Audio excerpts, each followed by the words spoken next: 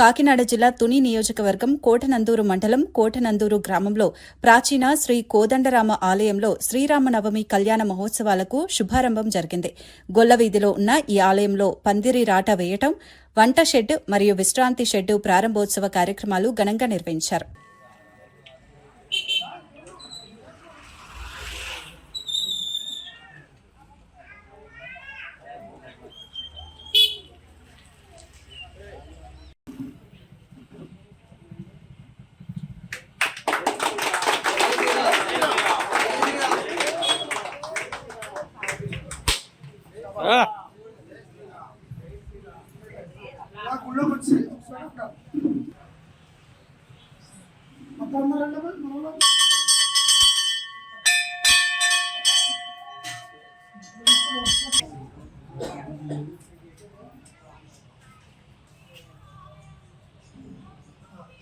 అది కూడా ఓపెన్ చేసి పట్టుకో.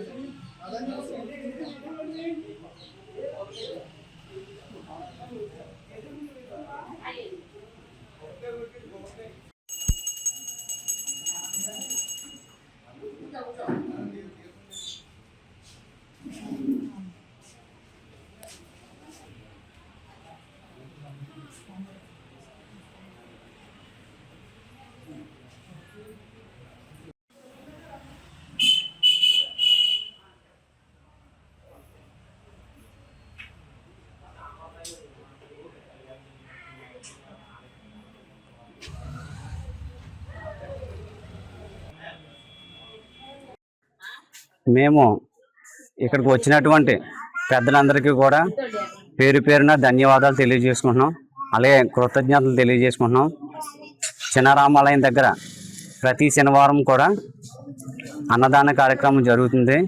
ఈ అన్నదాన కార్యక్రమానికి మాకు ఇబ్బందిగా ఉందని, అంటే వంట షడ్మానికి అందరూ విచ్చేసినటువంటి భక్తులకి, నాయకులకి మా కమిటీ తరఫున ప్రత్యేకంగా ధన్యవాదాలు తెలియజేసుకుంటున్నాం.